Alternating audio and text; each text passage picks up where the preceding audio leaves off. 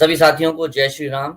आप सबको कृष्ण जन्माष्टमी की बहुत-बहुत शुभकामनाएँ। मुझे पता है कि ये शुभकामनाएँ मैं थोड़ा देर से दे रहा हूँ, लेकिन जैसा कि आप सबको पता है मथुरा और वृंदावन में अभी भी जन्माष्टमी की पूरी धूम होगी और वहाँ तो छठी का भी त्योहार मनाया जाता है और भगवान की छठी जिस गाँव में मनाई गई थी, उस गाँव का नाम भी छठीकरा है और जहाँ तक मुझे याद है छठीकरा में ही प्रेम मंदिर भी मौजूद है आज भी। तो आज बहुत दिनों के बाद मैं लाइव आया हूँ, मुझे पता है आप में से बहुत सारे साथी आज उम्मीद कर रहे होंगे कि शुभम भैया लाइव में आएँगे, लेकिन किन्हीं कारणों से शुभम भैया लाइव में नहीं आए हैं, उनका आदेश था मुझे लाइव आने के लिए, तो मैं कुछ व्यक्तिगत कारणों से पिछले कुछ दिनों में लाइव नहीं आ पाया। आज मुझे मौका मिला है और मैं कोशिश करूँगा कि आज के बाद लगातार लाइव आऊँ, प्रतिदिन लाइव आऊँ और कौन-सा समय होगा अभी आज के लिए तो समय ये है, लेकिन कल के लिए कौन-सा समय होगा मैं कोशिश करूँगा कि हमारे टेलीग्राम ग्रुप में और उसके साथ-साथ हमारे विभिन्न सोशल मीडिया प्लेटफ़ॉर्म पे, जहाँ भी साइबर सिपाही की उपस्थिति है, वहाँ से आप सबको जानकारी प्रदान की जाएगी। लाइव को शुरू कर लूँ इससे पहले एक बार सब आप कमेंट के माध्यम से मुझे बता दें कि ऑडियो और वीडियो क्लियर आ रहा है या नहीं? एक बार आपका मुझे मैसेज मिल जाए कि ऑडियो और वीडियो क्लियर आ रहा है, उसके बाद मैं अपनी बात को आगे रखता हूँ।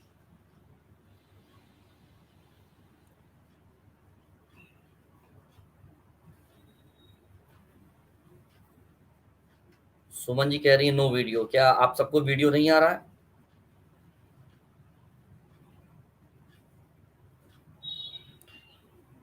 ऑडियो आ रहा है आप सबको, वीडियो नहीं आ रहा?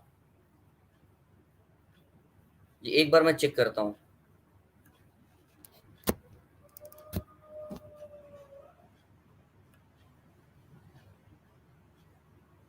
ओके। हर्षवर्ध जी कहते हैं कि एवी ओके है। मिनी साइबर सिपाही जी की तरफ से मैसेज आया है कि एवी ओके, ओके, ठीक है। तो हो सकता है कुछ तकनीकी कारणों की वजह से वीडियो ना आ रहा हो। अब अगर वीडियो और ऑडियो क्लियर है, तो मैं अपनी बात शुरू करूँ उससे पहले मैं आप सबको फिर से साइबर सिपाही के विभिन्न प्लेटफ़ॉर्म्स की जानकारी दोबारा से दे दूँ, जो आपकी स्क्रीन पर उपलब्ध है। साइबर सिपाही का हमारा जो यूट्यूब चैनल है, वो मिशन साइबर सिपाही के नाम से यूट्यूब चैनल है, जो मेन चैनल है। एक और चैनल यूट्यूब पे साइबर सिपाही लाइव वीडियोज़ जो हमारे पुराने वीडियोज़ होते हैं उन वीडियोज़ को हम साइबर सिपाही वीडियोज़ पे अपलोड करते हैं। इसके अलावा फ़ेसबुक पर मिशन साइबर सिपाही के नाम से हमारा पेज है। ट्विटर, इंस्टाग्राम, टेलीग्राम और कू ऐप पर भी साइबर सिपाही आपको मौजूदगी मिलेगी। इसके अलावा आपके पास कोई भी ऐसी जानकारी है जो आप हमें भेजना चाहते हैं, कोई ऐसी बात बहुत ज़रूरी बात हम हमसे कहना चाहते हैं, तो उसको आप हमारे ईमेल एड्रेस केवल और केवल हमारे ईमेल एड्रेस जो कि cybersipahi@gmail.com इस ईमेल एड्रेस पे आप भेज सकते हैं। भारत के बाहर से जो साथी हमें सपोर्ट कर रहे हैं उनके लिए पेपाल भी उपलब्ध है, आप अपनी स्क्रीन पर देख सकते हैं। उसके अलावा पेटीएम, गूगल पे, फ़ोन पे और यूपीआई ये सारी चीज़ें सिर्फ़ केवल एक ही नंबर पे उपलब्ध है। नंबर है 9891002380। आप सबसे अनुरोध है कि जो भी साथी इस स्क्रीनशॉट को इस जानकारी का लेके रखना चाहते हैं, इसका स्क्रीनशॉट लेके रख लीजिए। इसके अलावा हमारी बैंक डिटेल्स भी आपके सामने है, इसको भी आप सब अपने सामने स्क्रीनशॉट लेकर रख लीजिए। तो साथियों जैसा मैंने कहा था कि आप सबको श्री कृष्ण जन्माष्टमी की ढेर सारी शुभकामनाएँ और हमारे इंस्टाग्राम पे हमारी साक्षी बहन ने कुछ प्रतियोगिता आयोजित की थी श्री कृष्ण जन्माष्टमी पर। उसके जो विनर्स हैं, जो उसके विजेता हैं, उनके नाम कुछ ही समय में वो हमारे साथ स्टूडियो में जुड़ेंगी, तो उन विजेताओं के नाम वो बताएँगी।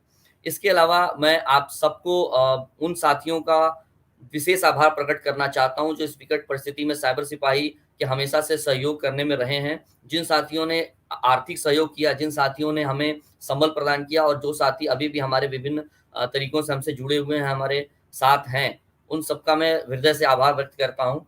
और इसके पहले भी मैंने पिछले लाइव में एक बात कही थी और 3 विशेष महानुभाव विशेष महापुरुषों का नाम मैंने लिया था। उनके बारे में फिर से आज मैं चर्चा करूँगा, लेकिन इससे पहले एक चेतावनी और एक बात आप सबसे फिर से कहना चाहता हूँ कि जैसे-जैसे चुनाव नज़दीक आएगा, चाहे वो उत्तर प्रदेश का चुनाव हो, चाहे वो केंद्र का चुनाव हो, उन चुनाव के आते-आते षड्यंत्रों की और साजिशों की बाढ़ आती जाएगी और हो सकता है, मुमकिन है कि हमारे सनातनी साथी उस षड्यंत्रों, साजिशों के शिकार बनते जाएँ। तो आप सबको सजग रहना है और एक-दूसरे का साथ नहीं छोड़ना, संगठित रहना है। वो आपको ब्राह्मण में, दलित में, बनिया में, लाला में, अलग-अलग इसके अलावा जिन मैं 3 लोगों की बातें कर रहा था, जब तक साक्षी बहन जुड़ती हैं, तब तक मैं अपनी बात को फिर से रखता हूँ। वो 3 महापुरुष थे जिनके बारे में मैंने पिछले लाइव में भी कहा था, वो थे महाराणा प्रताप, चंद्रशेखर आज़ाद जी, भगत सिंह जी और उधम सिंह जी। सबसे पहले मैं महाराणा प्रताप जी की बात करूँगा कि आप सबको याद होगा कि अपने राष्ट्र, अपने धर्म के लिए लड़ते हुए महाराणा प्रताप जी ने अपना सब कुछ न्यौछावर कर दिया था और उन्हें जंगल में अपने परिवार के साथ घास की रोटी तक खानी पड़ी थी। और दुर्भाग्य देखिए, जब उन्होंने घास की रोटी बनाकर अपने बेटे को दी, तो जैसे ही उनके बेटे ने उस रोटी को खाना चाहा, उस रोटी तक को उदबिलाव लेकर चला गया था। तो इस विकट परिस्थिति के सामने रहते हुए भी महाराणा प्रताप जी ने अपना धर्म नहीं छोड़ा, अपने कर्तव्य नहीं छोड़ा। वो क्यों नहीं छोड़ा? क्योंकि उस समय उनको एक भामाशाह मिले, जिन्होंने अपनी सारी अर्जित की हुई संपत्ति वापस से महाराणा प्रताप को दे दी, सारी संपत्ति दान में दे दी, जिसके बाद महाराणा प्रताप को एक नवीन ऊर्जा का संचार हुआ और वो वापस से अपने सैन्य शक्ति को संगठित कर सके। और उसके बाद उन्होंने मुगलों के साथ महायुद्ध किया, और जिस महायुद्ध में उन्होंने मुगलों को हर बार हराया। इसके बाद मैं आप सबको बताना चाहूंगा कि आपने शहीद उधम सिंह जी का नाम सुना होगा। उधम सिंह जी ने जलियांवाला बाग नरसंहार को जब देखा था, तो उनके मन में था कि मुझे बदला लेना है, और जनरल डायर से बिना बदला लिए मैं चैन से नहीं बैठूंगा। अब उनको बदला लेने के लिए इसी समाज ने, हमारे हिंदू समाज ने उनका उतना साथ नहीं दिया, देशवासियों ने नहीं दिया। तो उन्होंने अकेले अपने दम पर यहाँ से विदेश गए। विदेशों में लगभग 4 देशों में उन्होंने नौकरी करके उन्होंने पैसा जुटाया। पैसा जुटा के उन्होंने रिवॉल्वर खरीदा, और उसके बाद उन्होंने जनरल डायर का वध किया। तब भी वो अकेले थे, लेकिन उन्होंने अपनी कर्तव्य को, अपने धर्म को छोड़ा नहीं, और उन्होंने देश हित के लिए इतना बड़ा कार्य किया। अंत में उन्हें ब्रिटेन में ही फांसी दी गई। इसके अलावा महान क्रांतिकारी चंद्रशेखर आजाद और भगत सिंह और उनके सारे साथी जब अंग्रेजों के खिलाफ लड़ रहे थे, तो इस देश की आबादी उस समय भी 30 से 35 करोड़ थी, लेकिन उन्हें आर्थिक सहयोग, संसाधनों का सहयोग उस समय भी जनता से नहीं प्राप्त हो रहा था। तब उन्होंने मजबूरी में उस काम को करना पड़ा जो काकोरी कांड के नाम से जाना जाता है। इसी देश के लोगों का पैसा लूट के जब अंग्रेज अपने यहाँ लेके जा रहे थे और ऐश कर रहे थे, तो उन अंग्रेजों का जो पैसा था, जो हमारे ही लोगों का लूटा हुआ था, उसको ट्रेन से जा रहे पैसे को लूटने के लिए उन्होंने काकोरी कांड किया, और उस सारे पैसे को, धन को लूटा। उसके बाद उन्होंने संसाधन जुटाए, लोगों को जुटाया, और फिर उसके बाद उन्होंने आगे की लड़ाई लड़ी।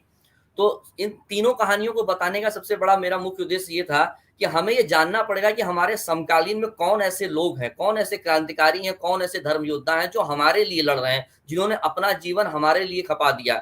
चाहे वो उस जमाने के क्रांतिकारी रहे हों, चाहे वो आज रहे हों। मैं बार-बार ये बात कहता हूँ कि जब भी मैं साइबर सिपाही से जुड़ा था, तो मैंने सबसे पहली लाइन जब शुभम भैया और बाकी टीम के साथियों को देखी थी, तो मैंने ये कहा था कि ये आज़ाद भारत के क्रांतिकारियों का समूह है, और इस आज़ाद भारत के क्रांतिकारियों के समूह को संबल देना, ताकत देना आप सबका भी कर्तव्य बनता है। जिन्हें हमारे काम पर विश्वास हो, जिन्हें लगता हो कि नहीं, साइबर सिपाही सनातन को जागृत कर रहा है, इस देश को मजबूत कर रहा है, देश की सीमा पर सेवा कर रहे, रक्षा कर रहे सैनिकों के परिवारों के लिए जो हम रक्तदान का मिशन करते हैं। इसके अलावा और भी विभिन्न कार्य ऐसे हैं, सामाजिक कार्य ऐसे हैं, धार्मिक कार्य ऐसे हैं, जो शायद आप सबको ना पता हो। कुछ कार्यों में मेरी भी सौभाग्य है कि मैं उन कार्यों में जुड़ा हूँ।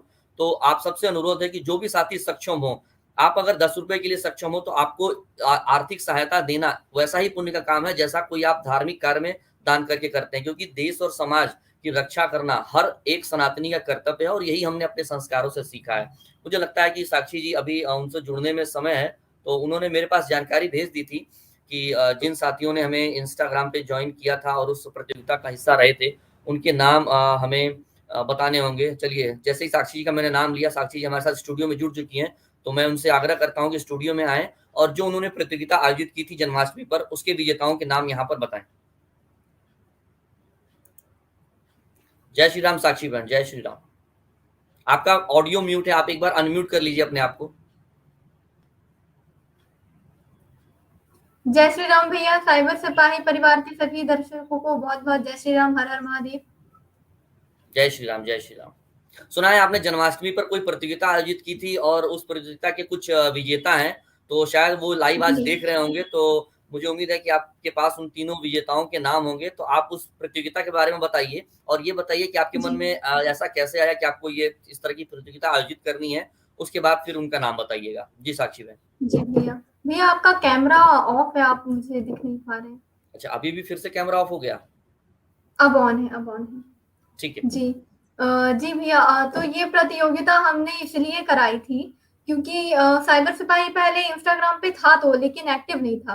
तो जब भैया को लोगों के मेल्स और मैसेजेस आने लगे कि भैया आप प्लीज इंस्टा पे भी साइबर सिपाही को एक्टिव करिए, क्योंकि हमारा जो यंग जनरेशन है, हमारा जो यूथ है, वो इंस्टा पे ही एक्टिव है, और उसको इंस्टा पे ही बहुत सारे भटकाने के साधन भी मिल चुके हैं, जिससे कि वो अपने देश और राष्ट्र और धर्म से पूरी तरीके से भटक गया है। तो लोगों की भैया से ऐसी उम्मीद थी कि अगर भैया आएंगे इंस्टाग्राम पे, भैया एक्टिव हो जाएंगे, तो वो जो हमारा एक यूथ है जो अपनी दिशा से भटक गया है, वो वापस अपनी दिशा में आएगा, देश और धर्म के बारे में सोचेगा। तो फिर इंस्टाग्राम पे साइबर सिपाही को एक्टिव किया गया। बस इसी विचार को लेते हुए मैंने ये डिसाइड किया कि जब साइबर सिपाही इंस्टाग्राम पे एक्टिव हो ही चुका है और हम देश और धर्म के लिए आए हैं, तो क्यों ना एक बार ये टेस्ट किया जाए कि हमारे लोगों को जो हर बार अपने बच्चों को, छोटे-छोटे बच्चों को कृष्ण जी बनाते हैं, घर में जन्माष्टमी मनाते हैं, तो उनको कृष्ण जी के बारे में और उनके जीवन के बारे में पता कितना है, और जहाँ उनको ऐसी नॉलेज मिलती है उसमें उनकी भागीदारी कितनी होती है। तो फिर मैंने 29 तारीख को रात 12 बजे एक आयोजन किया था क्विज कंपटीशन का। तो उसकी घोषणा मैंने पहले ही कर दी थी कि रात 12 बजे से कंपटीशन चालू होगा, क्योंकि हम दिन जो है दूसरा दिन वो 12 बजे के बाद ही लगता है। तो बहुत ही इजी क्वेश्चंस थे उसमें। 5 क्वेश्चन पहले अपलोड किए गए थे। उसके बाद में नेक्स्ट राउंड के लिए 2 क्वेश्चन और अपलोड किए गए थे। तो उसमें मैंने बहुत सारे प्रश्न पूछे थे, कुछ इंग्लिश में थे, कुछ हिंदी में थे, जिसमें ये पूछा गया था कि श्री कृष्ण के जो हमारा जो सेकंड राउंड था उसका ये क्वेश्चन था कि श्री कृष्ण जी के धनुष का नाम क्या है। तो बहुत सारे क्वेश्चंस के आंसर तो लोगों ने दिए, लेकिन वो धनुष वाले में लोग बहुत कंफ्यूज हो गए। तो किसी किसी का तो मैसेज आया, हम गूगल करके बताते हैं। तो उनको तो हमने डिस्क्वालीफाई कर दिया। फिर उसके बाद में मैंने ये देखा कि जब लोगों को ये पता चलता है कि हम ऐसे क्विज कंपटीशन करा रहे हैं, तो लोग उसमें पार्टिसिपेट कितना करते हैं। क्योंकि भविष्य में हमने सोचा है कि हम और बड़े-बड़े कॉम्पिटिशन्स भी कराएँगे, जिससे कि मतलब लोगों को जीतने की इच्छा के साथ-साथ धर्म की ज्ञान की प्राप्ति भी हो। तो ये टेस्ट करना था कि लोग इसमें कितना पार्टिसिपेट करते हैं, इसलिए ये इस क्विज कॉम्पिटिशन का हमने आयोजन कराया था, और जिसमें मुझे बहुत खुशी हो रही है कि बहुत लोगों ने जल्दी-जल्दी, मतलब मेरे क्वेश्चन अपलोड करने के 1 मिनट बाद ही रिप्लाई आना शुरू हो गया। तो इस बात की मुझे बहुत खुशी है।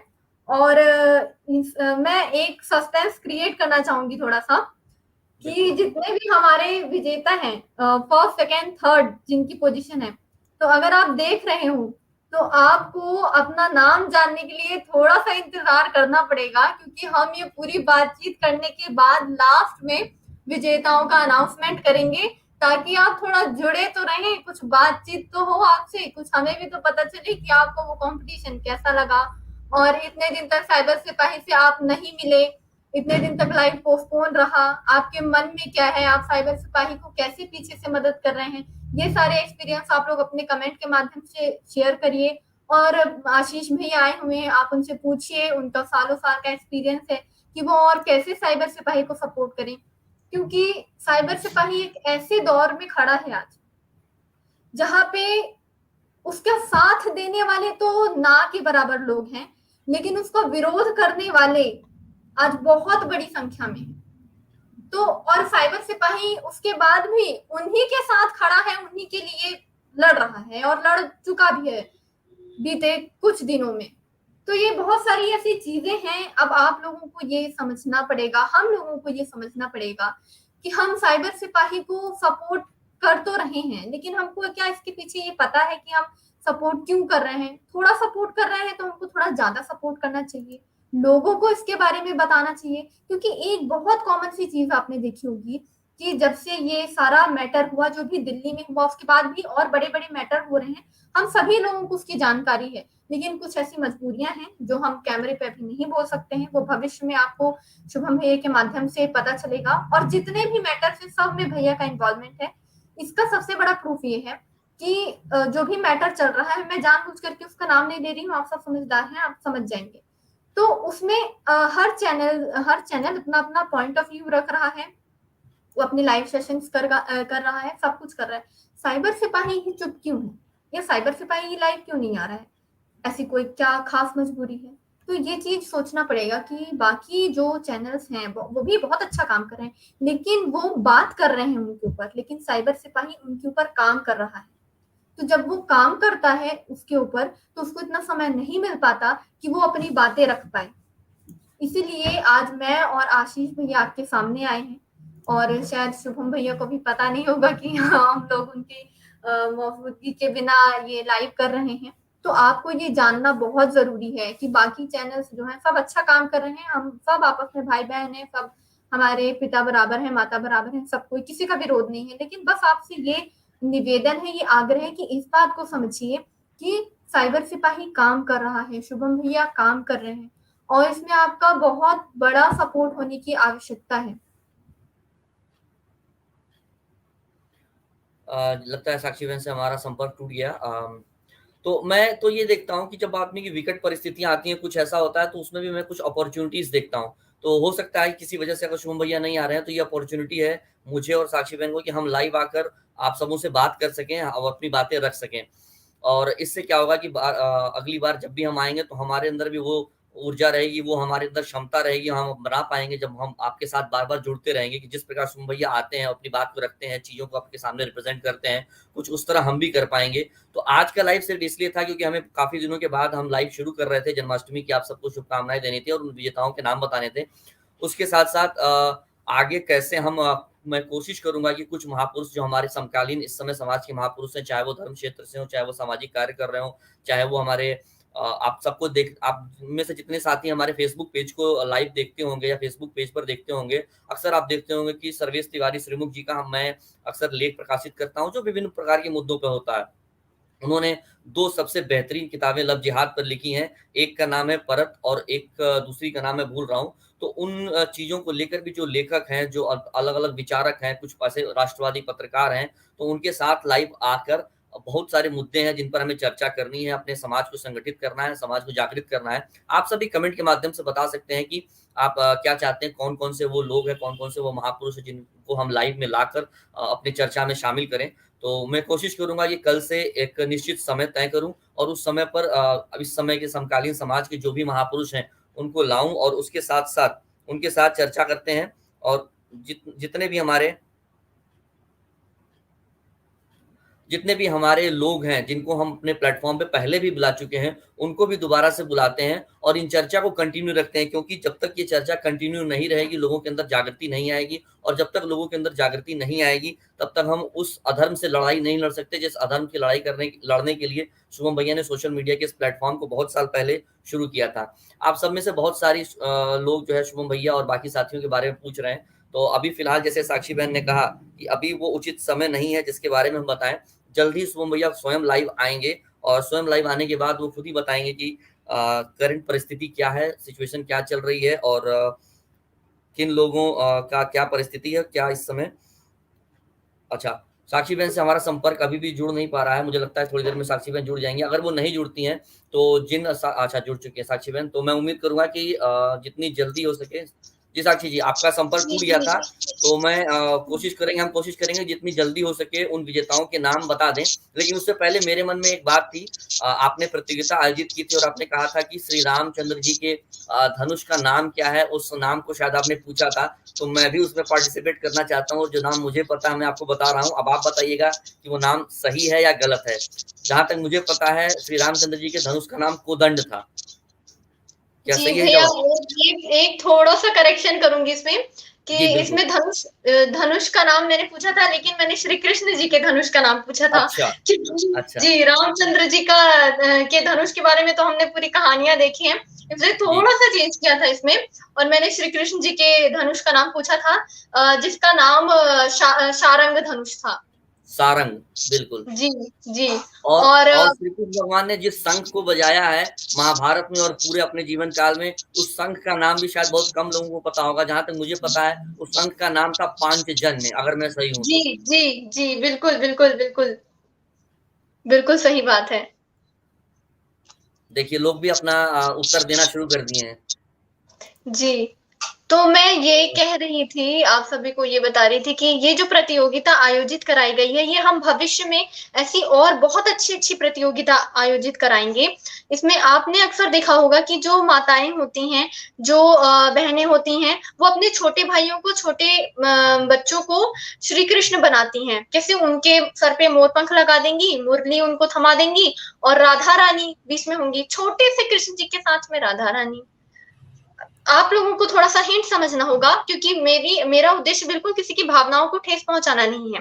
मैं सिर्फ़ आपके मन में कुछ प्रश्न डालना चाह रही हूँ जिसके उत्तर आप खुद ले लेंगे।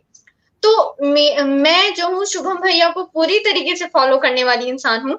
मैं उनके शब्द-शब्द फ़ॉलो करती हूँ।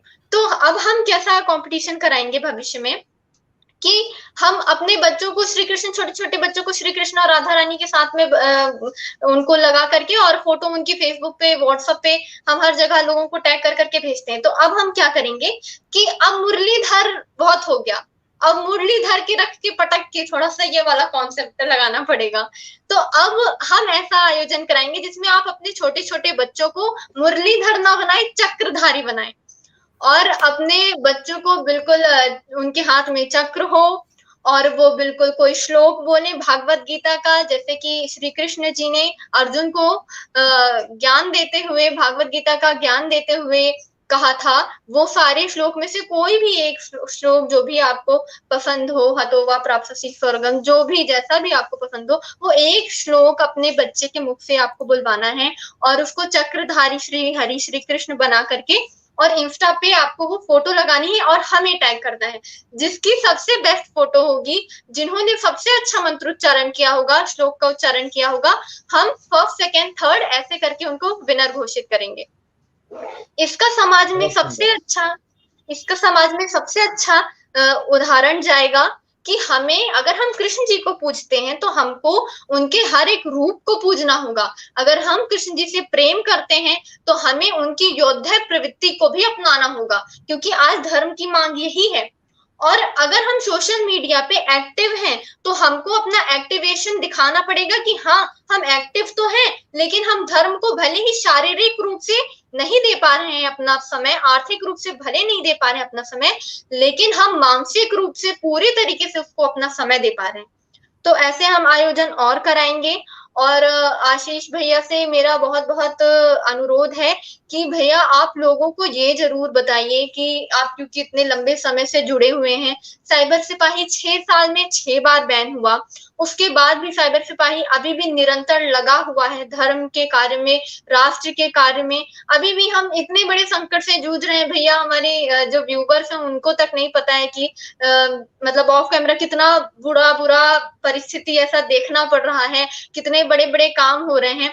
लेकिन उन कामों के बीच में भी जो काम हमारे चलते थे वो रुके नहीं हैं, ब्लड डोनेशन का काम नहीं रुका है, वो भी कंटिन्यू चल ही रहा है। सारे काम, कोई रुका नहीं है, सारे काम चल रहे हैं। सिर्फ रुका है तो क्या रुका हुआ है? हमारा लाइव, क्योंकि जो इस लाइव की बागडोर संभालते थे हमारे भैया, वो इतने कामों में उलझे हुए हैं, इतनी सारी समस्याओं से घिरे हुए हैं कि उनको बिल्कुल समय नहीं है कैमरे पे आके ये बताने का। भैया अक्सर कहते हैं ना कि हमारी तो मजबूरी ये है कि पिटते भी हम हैं और हम रो भी नहीं सकते।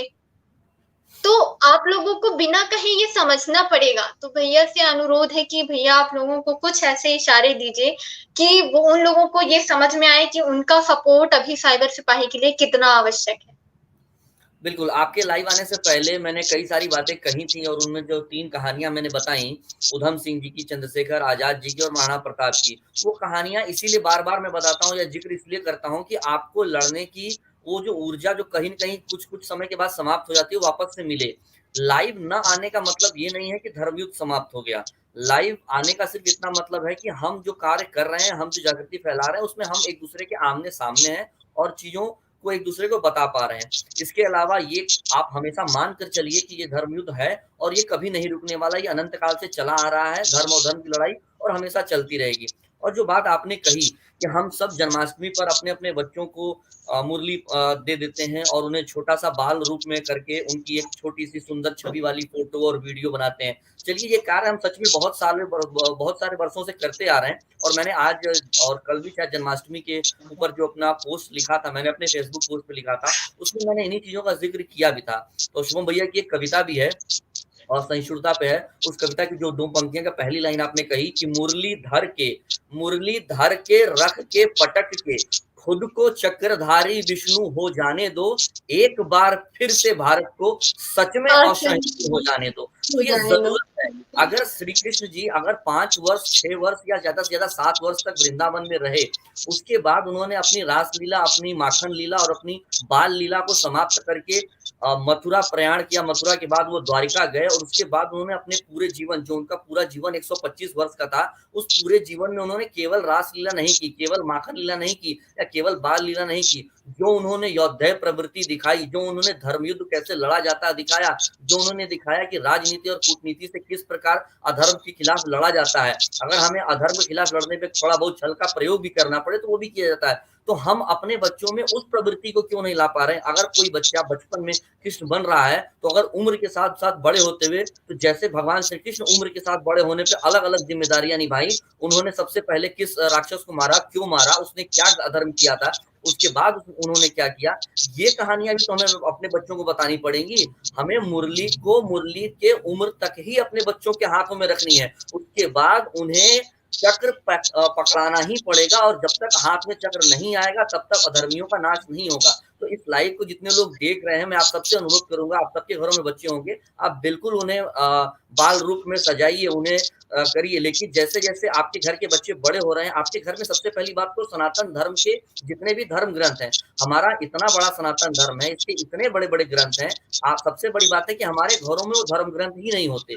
बहुत सारे लोगों के पास रामायण नहीं होगी, महाभारत नहीं होगी, श्रीमद् भगवत गीता नहीं होगी, उसके अलावा कितने पुराण हैं, शास्त्र हैं, ये नहीं होंगे। तो आपको जब-जब भी मौका मिले, आप एक काम करिए कि बच्चा जब से बचपन से बड़ा होता है, तो आजकल लोगों में ट्रेंड है, मैंने देखा है सोशल मीडिया में ट्रेंड है कि लोग उसकी प्रोफाइल बना लेते हैं और 1 महीने से लेकर वो जब तक 10 साल, 12 साल का नहीं हो, तब तक उसकी फ़ोटो, उसकी वीडियो छोटी-छोटी बना के एक पूरी मेमोरीज़ क्रिएट करते हैं। तो अगर आप मेमोरीज़ क्रिएट कर रहे हैं, तो उस मेमोरीज़ के साथ-साथ अगर आपने बुक्स का कलेक्शन करना क्रिएट कर दिया ना, देखिए किताबें सबसे अच्छी दोस्त क्यों मानी जाती हैं? किताबें सबसे अच्छी दोस्त इसलिए मानी जाती हैं कि जब आप कोई कंटेंट मोबाइल पे पढ़ते हैं, इंटरनेट पे पढ़ लेते हैं या किसी के द्वारा पढ़ते हैं, तो वो सिर्फ़ और सिर्फ़ आप तक सीमित होता है। लेकिन जब आप एक किताब खरीदते हैं, जब आप कोई धार्मिक ग्रंथ खरीदते हैं, तो वो कम से कम 3 से 4 पीढ़ियों तक चलता है। मान लेता हूँ कि मैंने एक किताब खरीदी, तो अगर मेरे घर में कोई बुजुर्ग है, मेरे माता-पिता हैं या मेरे दादाजी हैं, वो भी उस किताब को पढ़ेंगे, मेरे माता-पिता भी पढ़ेंगे, मैंने लिया है तो मैं भी पढ़ूँगा। इसके अलावा अगर मेरे घर में छोटे बच्चे हैं, तो वो भी पढ़ेंगे।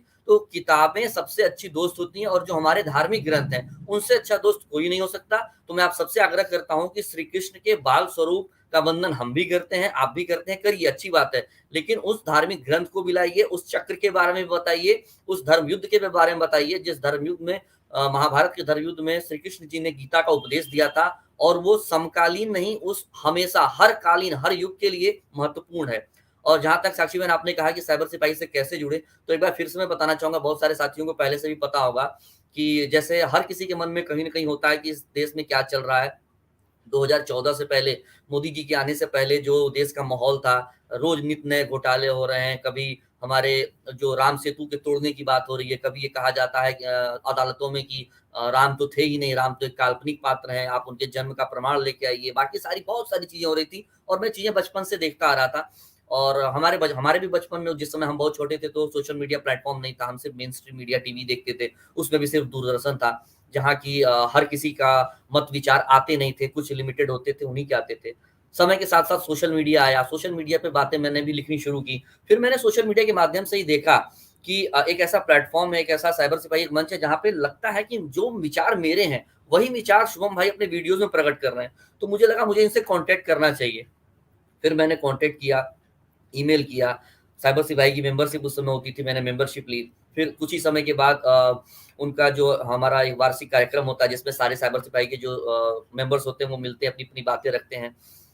तो मैं वहाँ गया, मैंने वहाँ अपनी बात रखने के लिए सबसे अंत में अपना माइक लिया, अपनी बात रखी। जैसे ही मैंने माइक पे अपनी बात रखी, अपनी विचार बोला, तो वहाँ मौजूद सारे लोगों ने तालियों से स्वागत किया, जो मुझे बहुत अच्छा लगा कि कोई नया व्यक्ति अगर आ रहा है और अपनी बात कह रहा है, तो उसको लोग मतलब सुन रहे हैं, उसको रिकॉग्नाइज़ कर रहे हैं। उसके बाद मुझसे कहा गया कि सबसे पहले आपने जो अपनी बात रखी है, तो एक नया प्लेटफ़ॉर्म उस समय शुरू हुआ था, मैं भी साइबर सिपाही, आज भी चलता है, आप सब भी अपनी कोई भी बात विचार वीडियो के माध्यम से हमें हमारी ईमेल आईडी पे भेज सकते हैं और अगर वीडियो आपका विचार सही होगा तो हम उस वीडियो को अपलोड भी करते हैं। तो मैंने वो बात रखी, फिर मेरे को बोला गया कि आप वीडियो बना के लाइए, फिर मेरे अंदर वो था ललक था कि नहीं, मुझे इस प्लेटफ़ॉर्म का भरपूर प्रयोग करना है। तो तब से मैं जुड़ा रहा और साइबर सिपाही के जितने भी कार्यक्रम दिल्ली एनसीआर में होते थे, इसके बाहर भी होते थे, तो मैं हमेशा जुड़ा रहा। फिर धीरे-धीरे शुभम भैया से बहुत कुछ सीखने को मिला। अब तो मैं धीरे-धीरे उनकी कविताएँ रटनी शुरू कर दी। पहले तो मुझे एक तो सबसे पहली बात है कि मेरी याददाश्त इतनी अच्छी नहीं है कि मुझे याद रहे, लेकिन पता नहीं कैसे शुभम भाई की जो कविता होती है, वो 2-3 2-4 लाइन हर कविता की याद हो जाती है और मैं प्रैक्टिस भी करता हूँ कि उनकी कविता याद रहे, ताकि जब भी मैं अपनी बात रख सकूँ, तो क्योंकि शुभम भाई की जो कविता होती है, वो इन ऐसे शब्दों का चयन वो करते हैं कि जिन शब्दों से आप किसी को भी एक अच्छे से समझा सकते हो कि आप जो बात कह रहे हो, उस बात को कहने का मतलब क्या है। और कविताएँ जो होती हैं, समाज को जागृत करने का सबसे सशक्त माध्यम ही है। और हमारे बहुत सारे धार्मिक ग्रंथ ऐसे भी हैं जिनको जो कविता रूप में ही लिखे गए हैं, गद्य रूप में नहीं लिखे गए, पद्य रूप में लिखे गए हैं, तो ये बहुत सशक्त माध्यम है।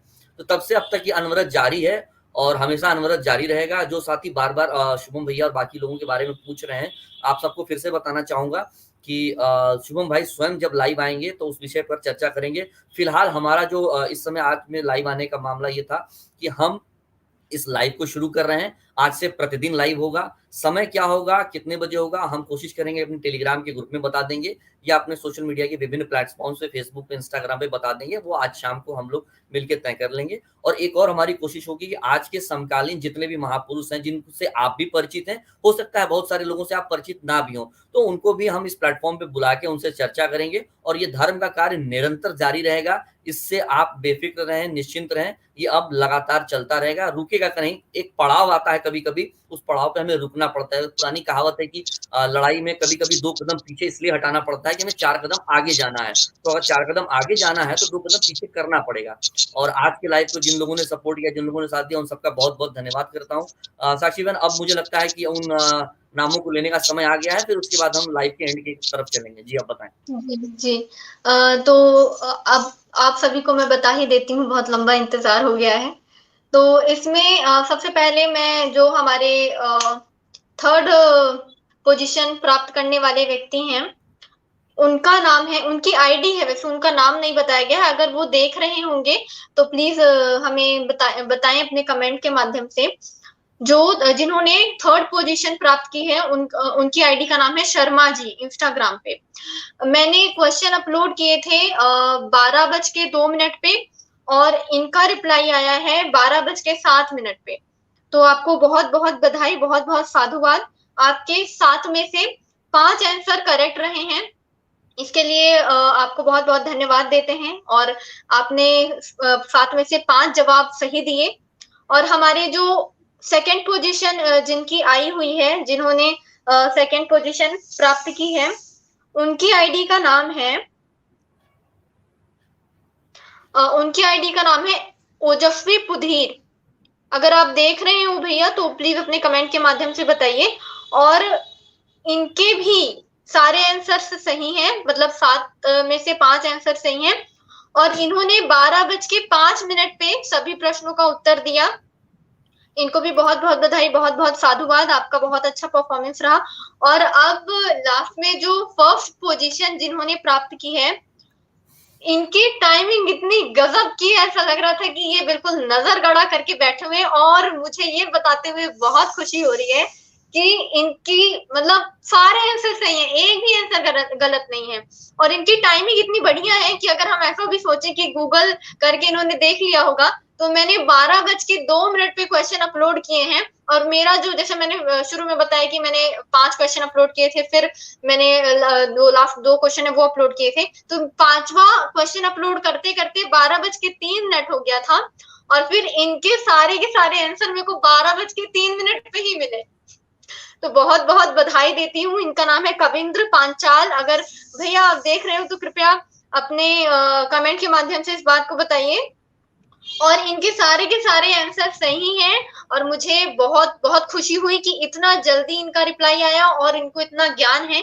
तो भविष्य में हम ऐसे और आयोजन करवाएंगे। मुझे बहुत खुशी हुई, मुझे भी बहुत ज्यादा मोटिवेशन मिला और आप लोगों का पार्टिसिपेशन देख करके बहुत हर्ष हुआ कि आप लोगों को अपने धर्म का इतना ज्ञान है, इतना उसके बारे में पता है। तो आगे भी हम ऐसे कॉम्पिटिशन्स करवाते रहेंगे और उसका भविष्य में क्या प्राइज रखेंगे कि आपकी आईडीज हम इंस्टाग्राम पेज पे टैग करेंगे, जिससे कि सबकी ऐसी चाह होती है कि लोग हमें फॉलो करें, हमारे बारे में जाने। तो हम साइबर सिपाही पेज पे आपकी आईडी टैग करेंगे, जो भी 1st, 2nd, 3rd पोजीशन जो भी लोग प्राप्त करेंगे।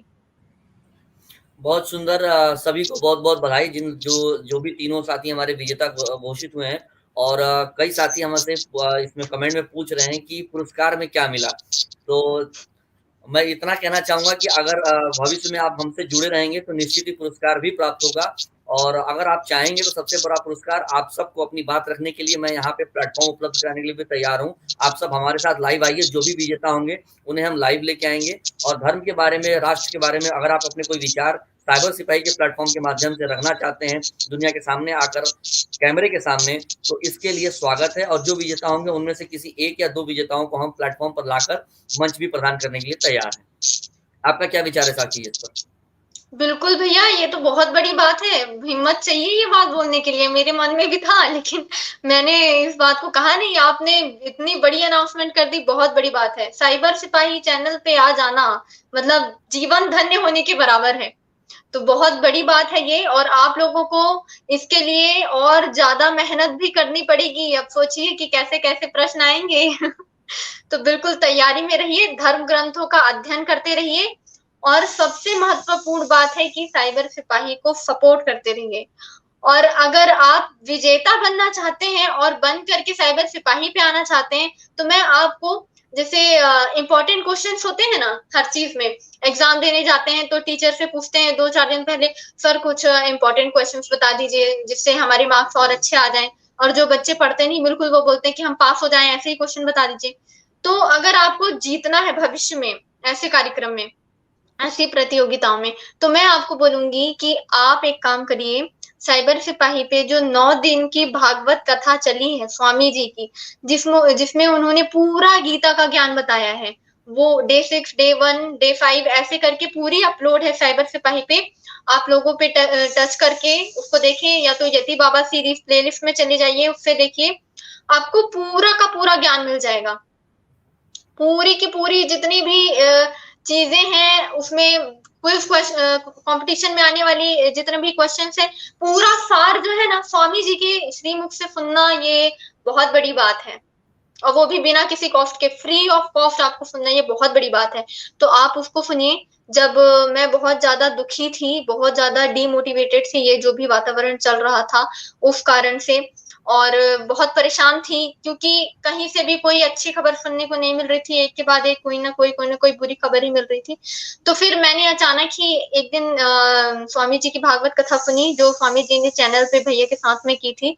तो उससे इतना इतना प्रोत्साहन मिला, और ऐसा लगा कि चलो जो भी है, जितनी भी बुरी परिस्थिति है, जितना भी बुरा समय है, हम सबको ही लड़ेंगे, हम सब उससे भले जीते या ना जीते, लेकिन हम अपना कर्म करेंगे, हम उससे लड़ेंगे, और एक नई ऊर्जा भरेगी। तो इसका ये भी एक बहुत बड़ा फायदा है कि आप अगर कभी डीमोटिवेटेड हो, दुखी हो, उदास हो, तो बिल्कुल स्वामी जी की कम से कम कोई एक डे 6 या डे 5 की कोई कथा ले लीजिए और उसको सुनिए। बिल्कुल आपका मन चंगा हो जाएगा, ज्ञान की प्राप्ति होगी और आप एनर्जी से भर जाएंगे। उसके अलावा मैं एक और आप लोगों को उदाहरण दूंगा, जो मेरा अपना तरीका है। जब भी मैं थोड़ा सा डिमोटिवेट होता हूँ अपने कर्म पथ को लेके, कहीं कुछ दिमाग में ऐसी चीजें आती हैं जिससे इंसान डिस्टर्ब हो जाता है, तो मैं सबसे ज्यादा साइबर सिपाही के थीम सॉन्ग को सुनता हूँ। और उस थीम सॉन्ग, कुछ मिनट के थीम सॉन्ग को सुनने के बाद, आपको सच में बता रहा हूँ, आपको जो एनर्जी आएगी वापस से अपने कर्म पथ पर आने के लिए, वो एक निशब्द कर देगी आपको। उसमें एक लाइन है, जो लाइन मैं हमेशा कहता हूँ अपने साइबर सिपाही की जो ग्रुप्स हैं उनमें भी लोगों को मैं बोलता हूँ कि यूं तो घिरे हैं हम सब ही रोजी रोटी के झमेलों में, यूं तो घिरे हैं हम सब ही रोजी रोटी के झमेलों में, आता है मजा लेकिन हमको चुनौती भरे कुछ खेलों में। तो शुभम भैया ने मैं कहा ना कि जो लाइनें लिखी हैं उन्होंने, जो शब्दों का प्रयोग उन्होंने किया है, वो आपके अंदर असीम ऊर्जा का संचालन अपने आप कर देती हैं। तो इन्हीं बातों के साथ मैं आज के लाइव को यहाँ पे समाप्त कर रहा हूँ। और जल्दी से जल्दी कल कितने बजे लाइव होगा आप सबको टेलीग्राम के माध्यम से और बाकी सोशल मीडिया प्लेटफॉर्म के माध्यम से बिल्कुल बता दिया जाएगा। साक्षी बहन, आपका बहुत बहुत धन्यवाद आज के लाइव में आने के लिए और इस तरह की प्रतियोगिता आयोजित करने के लिए। हम उम्मीद करते हैं कि आप इस तरह की प्रतियोगिता आगे भी आयोजित करती रहेंगी और हमारी जो नई पीढ़ी है उनको जागृत करती रहेंगी। बहुत बहुत धन्यवाद आपका। जय श्री राम। जय जय श्री राम। भैया एक चीज मैं ऐड करना चाहूंगी थोड़ा। मैं साइबर सिपाही परिवार के सभी दर्शकों से ये निवेदन करना चाहूंगी कि हमारा जो चैनल है अभी वो बहुत बुरे परिस्थिति से गुजर रहा है। आप थोड़ा टेक्निकल भाषा खुद समझते होंगे, उस चीज को आप लोग समझिए जो मैं बोलना नहीं चाहती हूँ। कुछ ऐसा होता है, वाईटी का कुछ भी आप समझ जाइए। तो उसको आपको चैनल को बनाए रखने के लिए अपना सुपर चैट, मेंबरशिप वगैरह से सपोर्ट करना बहुत ज़रूरी है, क्योंकि अब आपकी सिर्फ़ और सिर्फ़ ये आपका योगदान नहीं माना जाएगा या फिर सिर्फ़ सहयोग नहीं माना जाएगा। अब एक तरीके से आप ये मजबूरी ही समझ लीजिए। अगर आप चैनल को बनाए रखना चाहते हैं, क्योंकि आप देख रहे हैं कि कितने क्या-क्या परिस्थितियाँ हो रही हैं किस-किस चैनल के साथ में, तो ये बहुत जल्द साइबर सिपाही के साथ होने वाला है। तो आप अपना सुपर चैट, मेंबरशिप और जैसे भी आप सपोर्ट करते हैं, back support, back camera support, of camera support, on camera support, वो प्लीज़ बना करके रखिए। और बहुत सारे काम चल रहे हैं, बहुत सारे काम चल रहे हैं। आप जैसे कि बहुत सारे लोग पूछ भी रहे हैं भैया के बारे में, आज़ाद विनोद भैया के बारे में।